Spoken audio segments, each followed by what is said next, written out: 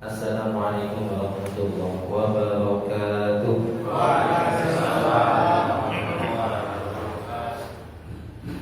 Alhamdulillahirabbil alamin wassalatu wassalamu ala sayyidil mursalin wa ala alihi wa ashabihi ajma'in.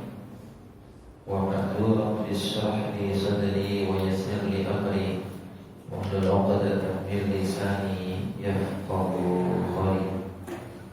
Bapak-bapak, ibu hadirin wal hadirat, jemaah salat yang dirahmati oleh Allah Subhanahu wa taala.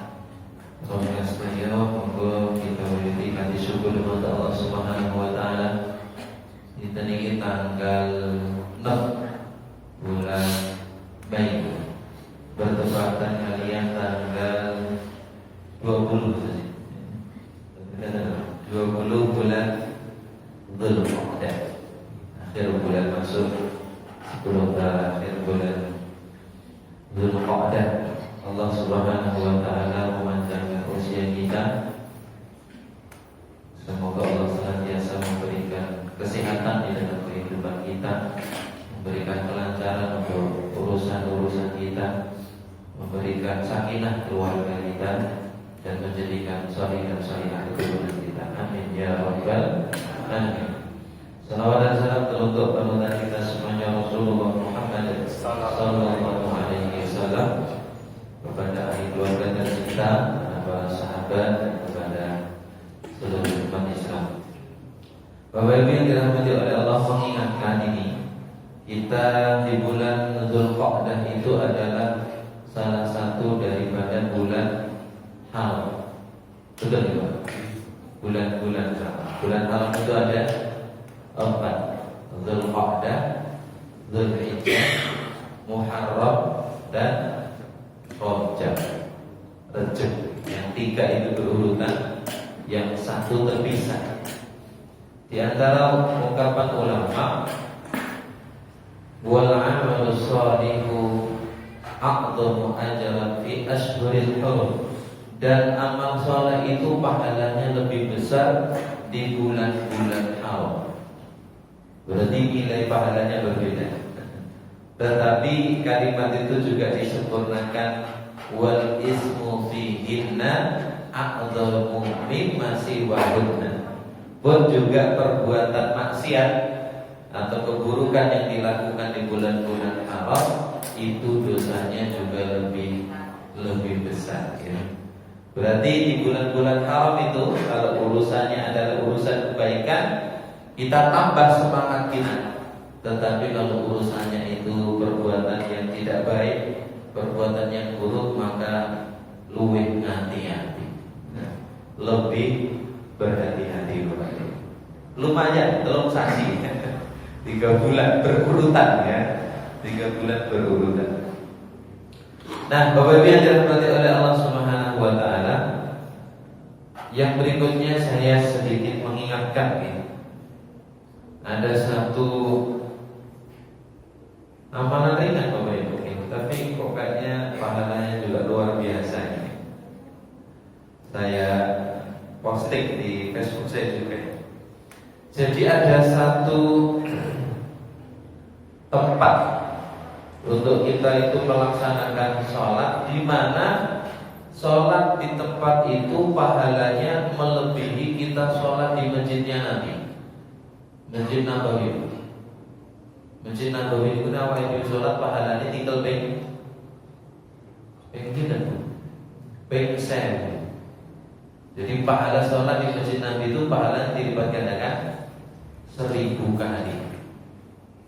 Bahkan kita mendapatkan keterangan tempat ini pahalanya bahkan mengalahkan atau lebih utama daripada sholat yang kita lakukan di Masjidil Haram. Di Masjidil Haram itu pahala sholatnya dilipat gandakan 100.000. Wah, kita apa? Borok Di dalam hadis riwayat Imam Abu Dawud, Nabi mengatakan, sholatul mar'i fi baitihi, sholatnya seorang laki-laki di rumahnya, afdalu min sholatihi fi masjidi hada, lebih baik daripada sholatnya di masjidku ini ketika di Nabi. Masjidku ini itu bukan aku ini. Masjidku ini itu maksudnya adalah Masjid Nabawi. Masjid Nabawi. Illal maktubah, kecuali sholat fardu. Kecuali sholat fardu, sholat wajib ya. Nah maknanya bahwa kami menyampaikan satu pesan.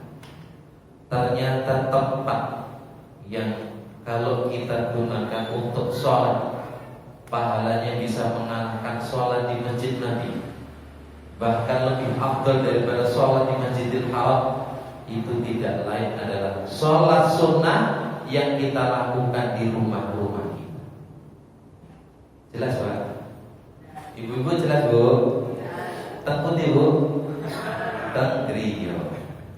Sholat sunnah. Kalau sholat fardu tentu afdalnya di masjid. Di Masjid Nabawi lebih afdal, di Masjidil Haram juga lebih afdal. Tapi sholat sunnah niku sak api-api enggo sholat, tempat untuk sholat sunnah itu adalah di rumah kita. Ya sholat apa Pak? Ya mungkin kalau rawatib itu yang rotok mudah itu yang ba'diyah kira-kira Bapak Ibu ya. Kalau qobliyah ya monggo, kalau jenengan bisa mengatur waktu dan pas langsung sholat di rumah, habis itu ke masjid gitu ya. Tapi kadang-kadang kondisinya kalau kita mungkin mengatur waktunya itu kurang bagus, malah luput bersolatnya, sholat fardunya. Tapi kalau ba'diyah kan aman. Sholat, habis itu zikir, baru donga, mulai. Ini kalau terus ini itu ngomong, tengok ngomong, sholat ya. Sholat ba'diyah di rumah. Atau mungkin kalau yang lebih lengkap lagi tentu sholat tahajud kita, sholat witir kita, sholat duha, sholat fajar, pokoknya sholat-sholat itu ya, gitu ya. Nah itu bisa. Jadi ada satu, kenapa sih di rumah itu menjadi sangat istimewa? Di antara keterangannya adalah satu, menjadikan rumah kita itu berkah. Dua, menjadi sarana turunnya rahmat dan para malaikat. Tiga, dadeke setan minggat. Kok minggat? Lungo. Kira-kira begitu. Ini amalan khusus ini. Arah koncola tak cerita di sini. Itu mukadimah. Maknanya jenengan serga itu sangat bagus Pak. Tapi berilah jatah di rumah untuk kita lakukan sholat-sholat sunnah.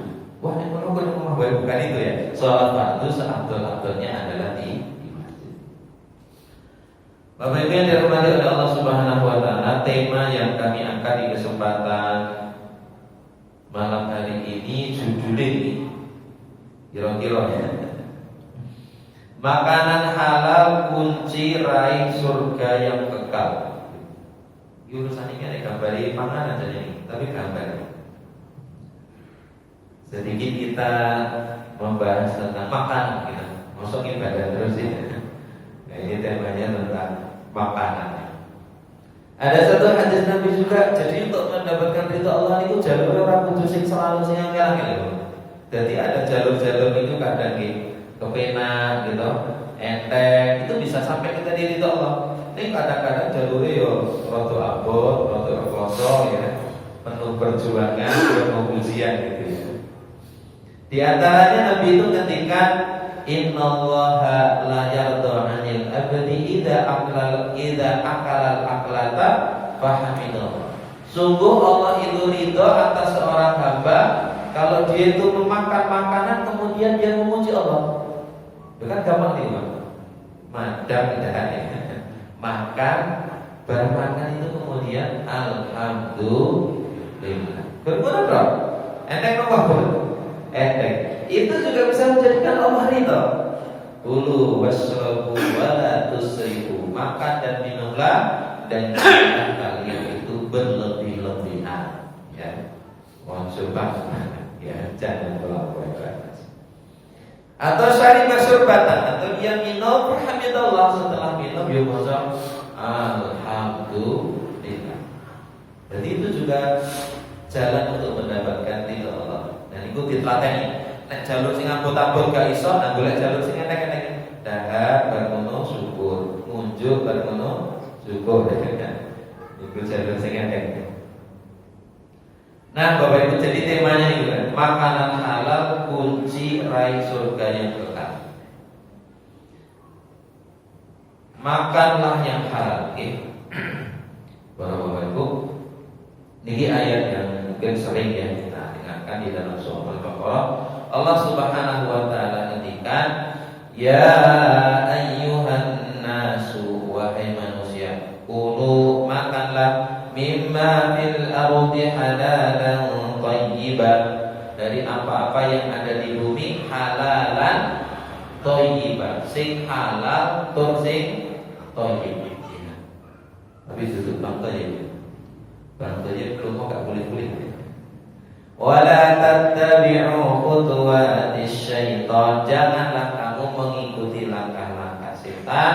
Innahu lakum aduwwum mubin, sesungguhnya setan itu musuh yang nyata bagi kamu. Ojo melu setan.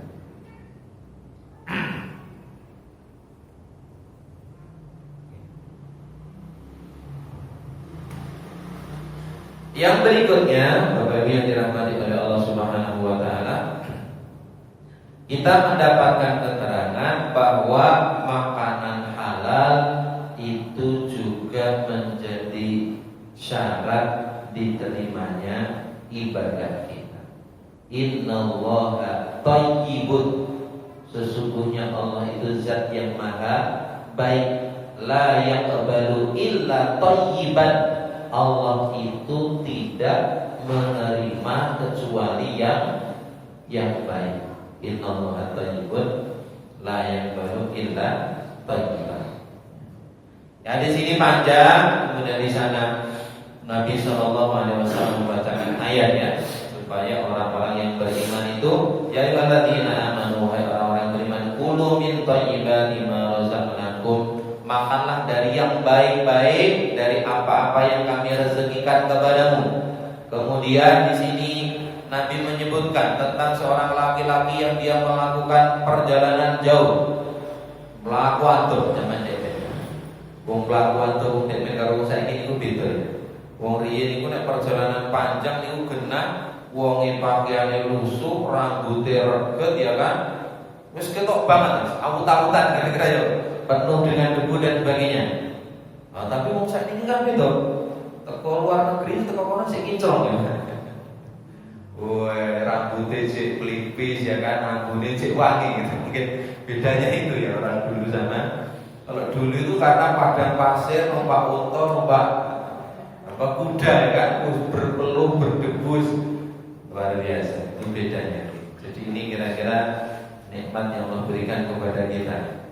Pelaku tuh kok ngerti itu malah kinclong, atau bahkan uang niku nek ning rumah gak kinclong, bareng lunga malah kinclong. Terus Bu, ning omah mau tamu-tamuan, bareng lunga pun ya kinclong banget. Glowing. Nek wong biyen boten. Wong biyen nek lunga niku wis awut-awutan. Kemudian menunjukkan kepayahan ya. Dulu tuh safar niku payah, pergian itu payah. Kemudian orang itu dalam kondisi tadi badannya kusut ya kan, rambutnya wis acak-acakan dan lain-lain, menunjukkan kepayahan. Dia berdoa kepada Allah, dia mengangkat tangannya, mengatakan ya Rabbi ya Rabbi. Tetapi Nabi mengatakan wa mat'amuhu haramun wa mashrabuhu haramun wa malbasuhu haramun wa ghudhiya bil haram fa anna yustajabu lahu. Tapi daharane haram, sing diunjuk haram, sing tinggu haram. Terus bagaimana caranya doanya itu bisa diterima? Padahal musafir itu termasuk orang yang doanya tidak ditolak oleh Allah. Tetapi daharane, ujukane, kelambine haram kabeh. maka doa seorang musafir dalam kondisi semacam itu tidak diijabah. Okay.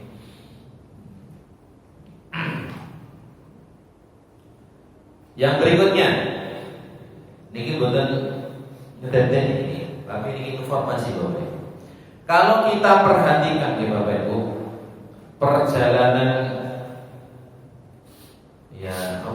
perjalanan kisah manusia kira-kira. Kita akan mendapati bapak kita Nabi Adam alaihissalam. Ya. Kita akan mendapati dosa pertama yang dilakukan oleh manusia niku duduk dosa syirik, duduk dosa zina, duduk dosa minum khamr dan lain-lainnya. Tetapi dosa yang pertama kali dilakukan oleh manusia adalah memakan makanan yang dilarang, artinya haram. Terus lagi, karena ya tadi kan saya buat syirik, apalagi melakukan dosa-dosa yang lain betul. Tetapi senjata iblis ya untuk menjerumuskan Adam itu adalah memakan makanan yang dilarang. Berarti ini banyak. Logikanya ya tadi. Nek Nabi Adam itu dibujuk iblis iso katut gitu ya. Mangan sing haram, kira-kira nek Umar Bosoko iso katut nopo mboten? Kira-kira. Jadi maksudnya kita semua loh, nanti Adam tadi iso katut. Ya kira-kira kita pun bisa. Kemungkinan itu ada. Nah, terperinci di dalam surat. Di dalam kalau di Quran itu ada di dalam surat Al-Baqarah ada, kalau di sini di dalam surat Al-A'raf. Qala ma nahakum, ini iblis ngomong ya. Ngomong ngandani Adam sama Hawa itu. Ma nahakum rabbukuma an hadhihi asy-syajarah illa an takuna malakaini aw takuna minal khalidin.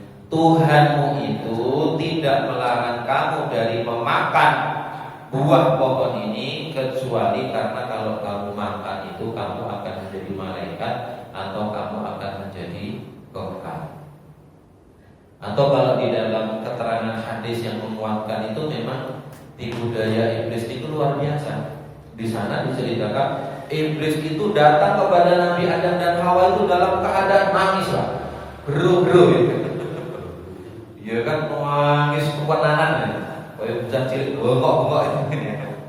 Yang itu kemudian menjadikan Adam itu beliau penasaran. Iblis ngomong kok nangis sampai ngomong gitu. Nah disitulah iblis itu kemudian meluncurkan tipu dayanya. Wahai Tuhan, ada Nabi surga sing penake wong ini, tapi ternyata jenengan iki gak kekal di surga iki. Gitu ya. Oh iya. Terus dia cara dikenal bisa kekal ya. Nah tak betul nek jenengan pengen kekal, iki nek wong sing manjur gitu. Nah ada riwayat yang semacam itu, kurang lebih yang semak nanti. Nah kemudian yang menjadikan Adam itu Bapak Ibu, tapi kita berhati-hati menyampaikan kisah ini, tidak boleh kita kemudian merendahkan Nabi Adam. Yang kemudian menjadikan Nabi Adam, titik Nabi Adam itu tergoda sebenarnya adalah wa qasamahuma inni lakuma laminan nasihin. Yang dilakukan iblis itu adalah iblis itu bersumpah demi Allah gitu ya. Demi Allah, aku demi Allah. Nah, demi Allah sesungguhnya aku itu adalah penasihat untuk kamu berdua. Pikirannya Adam itu, karena Adam itu seorang hamba yang soleh, hamba yang baik. Kelemahan yang ngapik itu kadang-kadang untuk gampang dia pusing. Jenengane wong apik, jadi sak krungu-krungune wong ngomong itu dikira jujur. Beda karo wong sing kadang kala apa sering ngapusi gitu ya. Mungkin dia tidak mudah percaya gitu. Lah wong sing selalu jujur itu kadang-kadang apa yang dia dengar kemudian dia menerimanya. Yang ada di pikiran Adam itu adalah tidak mungkin ada satu makhluk yang dia bersumpah menggunakan nama Allah kalibat ngakus. Jadi sekali itu demi Allah itu Adam langsung leleh kira-kira ya. Wah ini aku yang bernama Allah. Jadi tidak kepikiran Nabi Adam itu bahwa ada makhluk yang berani bersumpah dengan nama Allah ngapusi. Makanya saya ingin enek wong kok gampang sumpah demi Allah yo iki mau wis ditawar 3 juta padahal urung, berarti ini mengikuti jalannya orang. Makanya Bapak, dalam urusan sumpah kita itu diajari oleh agama kita ojo mulino sitik-sitik sumpah. Gitu. Sumpah itu hanya untuk perkara-perkara yang besar. Oh, cukup masalah tuku sayur 5.000 demi Allah yo. Iki asli paling apik. Ngaku demi Allah hanya untuk urusan-urusan yang ringan jangan. Karena itu akan menjadikan nilai sumpah apalagi menggunakan nama Allah hanya untuk perkara-perkara yang sepele. Apa meneh sumpah kok ngapusi itu naudzubillah. Gitu kira-kira. Makanya Nabi Adam bisa, walaupun tergelincirnya Nabi Adam itu tidak bisa kita serta-merta menyalahkan karena tadi beliau terpedaya dengan sumpah gitu ya. Niku beberapa latar belakang itu. Yang berikutnya adalah manfaat makanan halal. Gitu. Mulai halal itu ada dampaknya. Yang pertama di sini disebutkan orang itu nek makanannya halal maka dia akan bersemangat beribadah. Awake enteng dinggo nglakoni tumindak sing sae. Nggih. Di sini di antara ungkapan ulama adalah man akala harama asad jawarihuhu sya'a am aba. Barang siapa yang dia memakan makanan yang haram maka tubuhnya itu cenderung akan bermaksiat. Dheweke pengen atau gak pengen? Jadi orang pengen nih rasanya itu tertarik untuk melakukan kemaksiatan. Okay. Sebaliknya, okay. Wa man kana ta'matuhu halalan ya. Dan barang siapa yang makanannya itu halal atau ajawarihuhu maka anggota badannya itu akan tergerak ringan untuk melakukan kebaikan. Enteng tinggi ibadah. Nah, dan ini penting. Harus terus ya. Nek ibadah ya. Bu maca Quran lagi 5 menit wis rasane suwene ra. Barang delok bal kok 5 menit burung krasa gitu. Tapi itu contoh yang tidak benar. Yang berikutnya, jadi kalau kita pengen ringan di dalam ibadah, kita jaga makanan. Menjadikan doanya mustajab. Pak mustajab, ya Pak. Kenapa nih? Doanya mustajab. Kabeh awake dhewe niku pengen dongane mustajab. Bahkan kita sangat pengen orang berapa dhewe. Anak-anaknya awake dhewe, putu-putunya awake dhewe niku dadi wong-wong sing dongane mustajab. Kenapa? Karena kalau kita ini sudah mati, harapan kita itu adalah doa dari anak dan keturunan kita. Betul? Lah kok misalnya kita niki mati, anak putu niku jane sregep dongake. Ya tapi nek dongane ora mustajab kan gak ono manfaate, Pak. Maka doa yang mustajab itu tidak hanya kebutuhan kita, tapi kita berkebutuhan dadekne anak-anaknya awake dhewe, putu-putu niku juga orang-orang yang doanya mustajab. Nek punya awake dhewe mati dongane Allahumma ighfir lahu warhamhu wa'afihi wa'fu'anhu wa'akrim nuzulahu wa wasi' mudkhalahu wa wasi'hu bil sing wae ning anake dasare seneng dongane, Pak. Lah nek gak mustajab. Nah, kita tidak dapat apa. Tapi kalau doa anak-anak kita adalah doa yang mustajab, kita dikubur niku, masya Allah itu kiriman Tuhannya naik, dicebar di kubur itu, masya Allah. Itu yang kita harapkan kepada.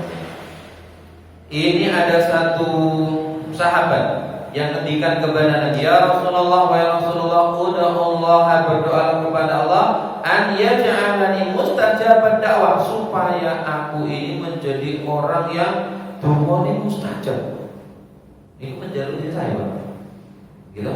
Ya Rasulullah, berdoalah kepada Allah supaya aku menjadi orang yang doanya mustajab. Ini sahabat saat.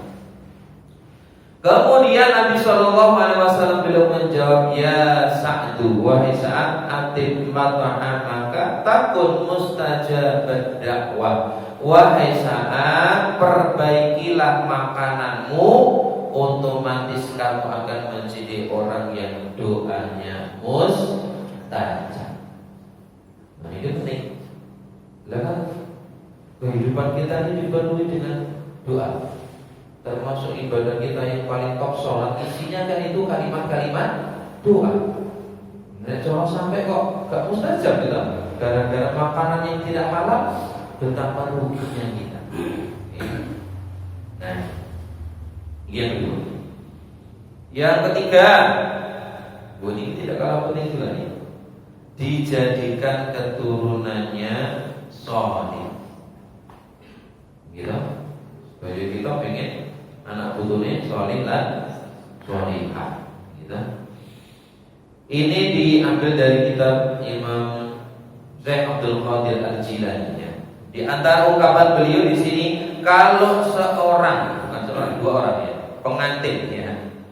Pengantin itu dia menjaga makanannya, maka yang terjadi adalah wa ma'adzalika yakhrujul waladu shalihan barran bi abawaihi ta'ian li rabbi. Nek wong lanang karo wong wedok nikah.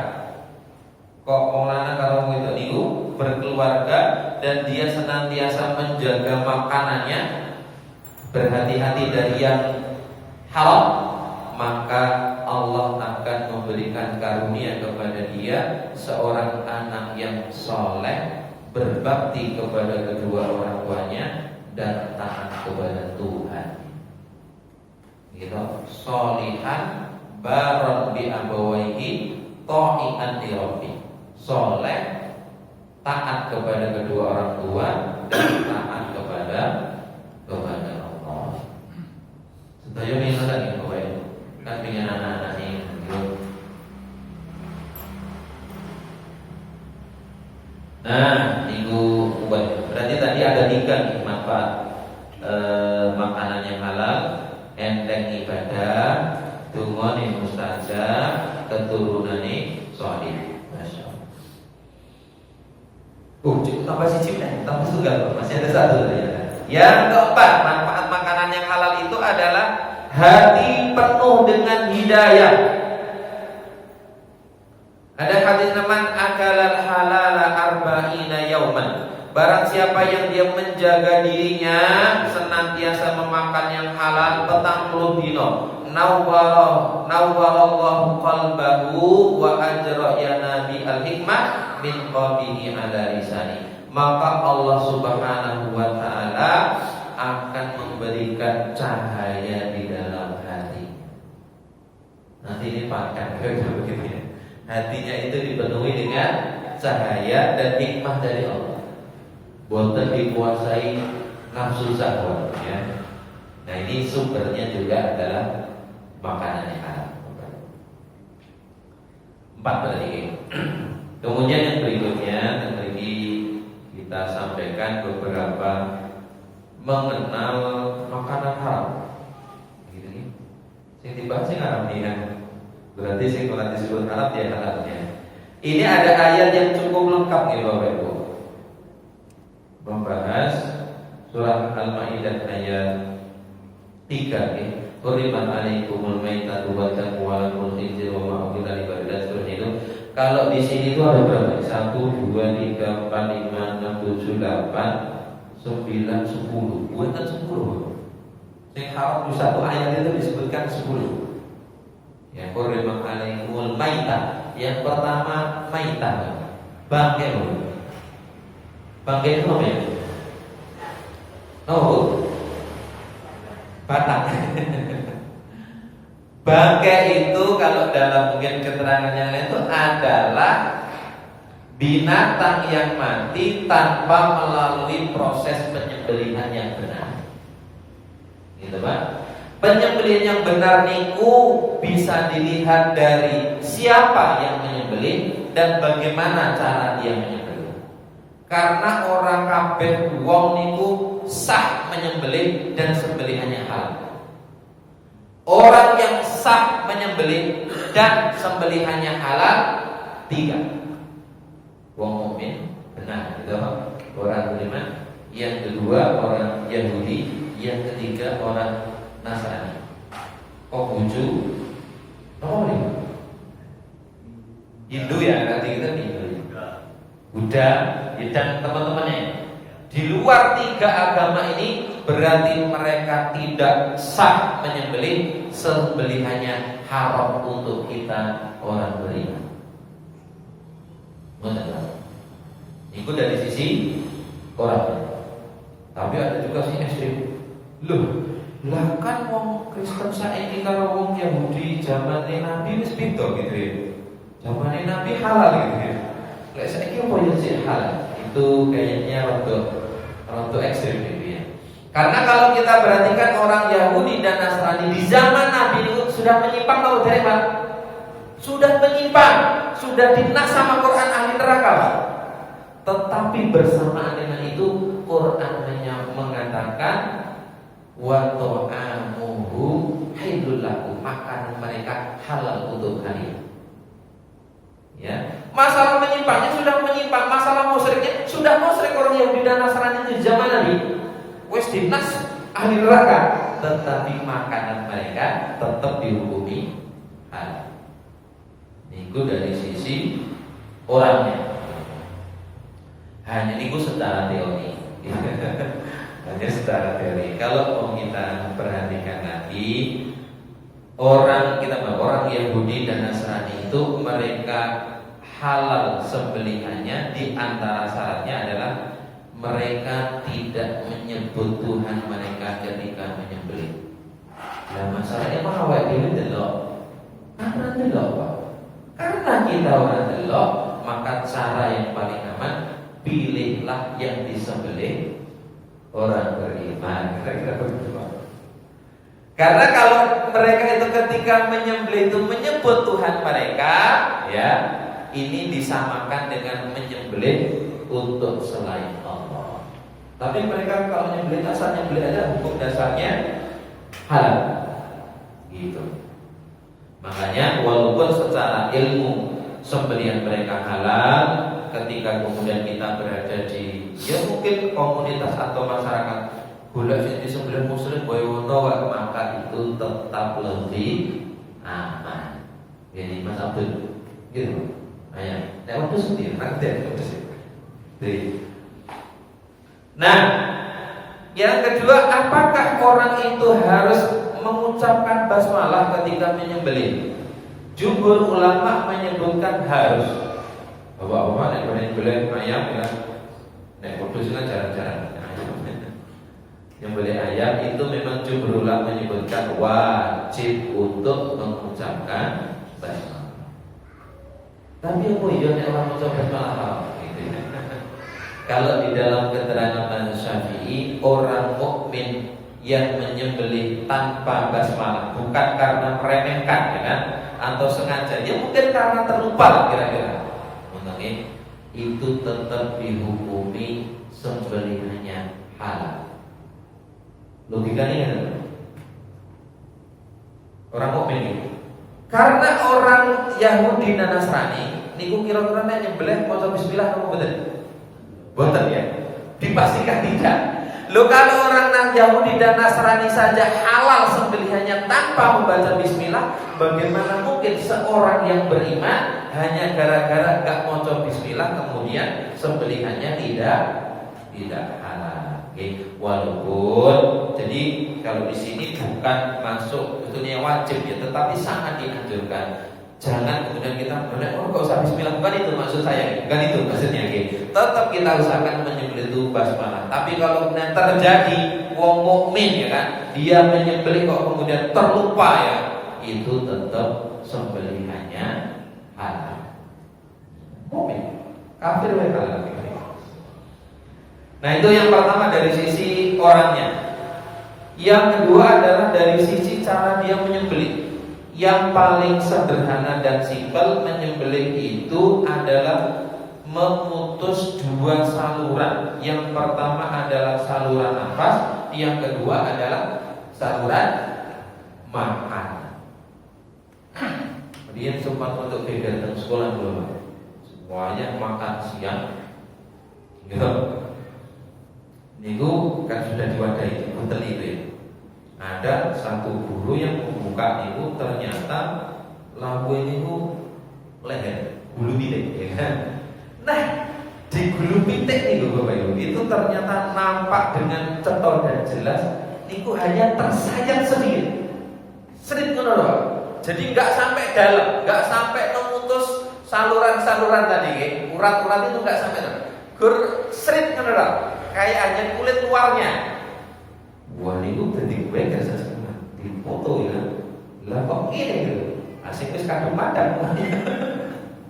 Wah, kurang akhirnya hari itu banyak makanan yang tidak dimakan. Kemudian kita sampaikan ke pihak. Enggak tahu itu dulu catering atau apa, dan enggak lama itu gitu. Nah, jadi evaluasi. Bisanya begitu. Makanya nuwun sewu nek cara kok karo tugas dengan anak tugas itu delok sebelahnya banyak apa to. Nah, ini sing lucu juga ketika peristiwa itu. Dek mok selehere milih liyane. Dikirane sing haram itu leher itu. Ya tentu kalau begitu yang haram tidak hanya lehernya ya, seluruh bagian yang lain juga haram gitu ya misalnya. Nah, mungkin kalau itu delok leher tubuh waktu kadang-kadang mungkin ada ngomong itu seneng hari bulu, Pak. Bulu apa jenenge? Bebek ayam gitu ya. Lah kok bersih tok gitu ya. Nah, maka kita hindari. Kita lihat sih belahannya itu ya kok jeruk ya, terputus surat. Itu terkait dengan bangkai gitu ya. Jadi bangkai itu adalah binatang yang dia mati tidak dengan penyembelihan yang benar. Atau kalau di antara keterangan tambahan itu adalah anggota tubuh binatang yang dipotong sebelum dia sempurna matinya. Niku masuk kategori bangkai. Nah, jadi kan misalnya berarti kayak jebloknya pluk bangun langsung dipotol apa nih sini? Subine gitu, sayapnya langsung dipotoli. Padahal dia itu belum sempurna matinya. Itu masuk dalam kategori bangkai. Nah, cara punya korban, burung mati tenan apa? Ayo kita rampung gitu kan? Ini harus dipotolin wabe kan? Wikil misalnya gitu kan? Nah, itu termasuk kategori bangkai. Ya. Gak boleh. Maka kalau kita nyembelih disempurnakan, kita disik nanti mati tenan. Sudah mati sempurna baru kita potong-potong. Itu nih bangkai. Jadi bangkai itu jangan dibayangkan binatang yang sudah mohon maaf ya, sudah mulai membusuk itu ya. Bukan. Walaupun ini gris-gris ya, masih gris-gris gitu ya. Tapi nek matinya itu mungkin yang nyembelih orang yang tidak dibenarkan atau penyembelihannya salah, itu dihukumi sebagai bangkai. Walaupun dagingnya apik ya kan. Misalnya tetap statusnya adalah bangkai. Itu hal. Yang kedua darah, damul. Hanya di antara keterangan ulama, darah di sini adalah damul murah, darah yang banyak, darah yang mengalir. Kalau kadang-kadang nuwun sewu mungkin kita beli ayam goreng atau apa niku karena dagingnya yang tebel kan, barang dicokot nggon sing nempel di tulang niku jenek getih-getihnya itu kadang ya. Di merah-merah, bukan yang itu yang halal. Tapi kalau darah itu kemudian dialirkan sendiri, diwadahi, digoreng, itulah yang halal. Kemudian yang berikutnya adalah daging babi, jelas nih, disembelih bukan untuk atas nama Allah. Ya ini contoh kita itu untuk sesajen dengan untuk ritual-ritual kemusyrikan kan. Tinggu, apa saja Pak? Belah tuh kok nih disobit gede di obong-obong sajen. Nah, sajen. Wah, ada juga semua. Banyak mana? Gak timbang. Dimakan itu tidak boleh. Boleh kasih. Tercekik, dipukul, jatuh, ditanduk, diterkam binatang buas, disembelih untuk berhala yang masuk. Saya tambahkan sedikit dulu. Jadi di antara penyembelihan yang sah itu Bapak adalah dengan cara berburu. Zaman ini berburu. Berburu niku menggunakan beberapa alat, bisa pakai tombak, ya kan? Bisa pakai panah, gitu. Bahkan bisa menggunakan anjing yang sudah terlatih. Tiga-tiganya sama. Tombak dilempar dan dari wong ini pak mati. Selama mengucur darah halal. Dipanah, ya kan? Hanya kalau dipanah itu di antara keterangan nek jigloke kuwi nyang banyu itu jangan diambil. Karena orang jelas sing marai mati itu panai, apa sing marai mati karena nyemplungnya banyu. Yang ketiga, orang berburu dengan menggunakan anjing. Tapi anjing itu anjing yang terlatih. Gitu, di antara keterangan ulama. Ukurannya terlatih itu apa? Ya dia itu bergerak ngoyak apa sih? Yang binatang buruan itu sesuai dengan perintah Tuhan. Urung dikon kowe jerangkal dhewe, Pak. Tak tangkapi bos di mampu dadak bos. Perintah budal sih gitu ya. Itu enggak boleh. Gitu ya. Yang kedua, dia tidak memakan dari binatang yang diburu. Berarti terlatih tenan, Pak. Jadi nek misale kok binatang yang dilatih itu gak ono perintah apa-apa, lunga dhewe ya kan, terus golek mangsa, mulai laporan bos. Aku tuh hasil kinyo gitu ya. Itu haram itu. Karena dia menerkam itu bukan atas perintah tuannya. Jadi ini ilmu orang sedih praktek ini. Kira-kira gitu ya. Apa ini ini? Ada juga namanya hewan jalalah gitu Pak. Hewan jalalah itu adalah hewan yang makanannya itu mengenal dari kotoran. Contohnya apa? Lele. Nah itu para ulama berselisih. Yang kira-kira yang paling aman itu hendaknya kalau binatang itu dominan makanannya itu dari yang kotor, maka hendaknya sebelum dipanen itu dikarantina dulu, dikasih makanan yang tidak dari kotoran. Ada yang menyebutkan 3 hari, ada yang menyebutkan 1 minggu. Itu bisa. Terakhir lagi. Binatang buas nih Bapak Ibu. Binatang buas itu termasuk yang diharapkan. Semua binatang yang punya taring. Taring. Kucing itu benar. Duitnya. Ya. Dari binatang buas maka haram dimakan. Dan yang punya cakar untuk menerkam. Jadi burung-burung menerkam binatang buas. Yang terakhir tenang. Ada namanya istilahnya niku binatang fawasik Bapak Ibu. Nek wong niku ada istilah fasik. Binatang nek sing fasik. Jadi kenapa disebut dengan fawasik? Karena binatang-binatang ini yang dia itu senengane rusak. Apa saja? 5 khamsun fawasiku yuktalna fil haramiyah. Ada 5 binatang jahat atau yang senengane rusak, maka binatang itu diperintahkan untuk dibunuh. Yang pertama adalah fa'ra, tikus. Yang kedua al-maqrabu, kalajengking. Soalnya yang mana kalajengking benar ya aman ya berarti. Burung buas, gagak dan juga di sini anjing hitam. Burung buas, gagak dan anjing hitam. Kodok halal haram? Haram. Kodok halal. Karena dilarang untuk membunuh. Kenapa? Karena kodok itu suka berzikir. Ini berusaha ini kok. Suaranya pun. Suaranya rame nih. Sawah. Nah itu oke itu Bapak Ibu. Tentu ini cuplikan beberapa tambahan. Di antara jalan keselamatan kita adalah kita berhati-hati dari makanan yang halal. Insyaallah makanan yang halal menjadikan keberkahan di dalam kehidupan kita, menjadikan kebaikan untuk urusan dunia dan akhirat kita. Kurang lebihnya mohon maaf bila itu hidayah. Wassalamualaikum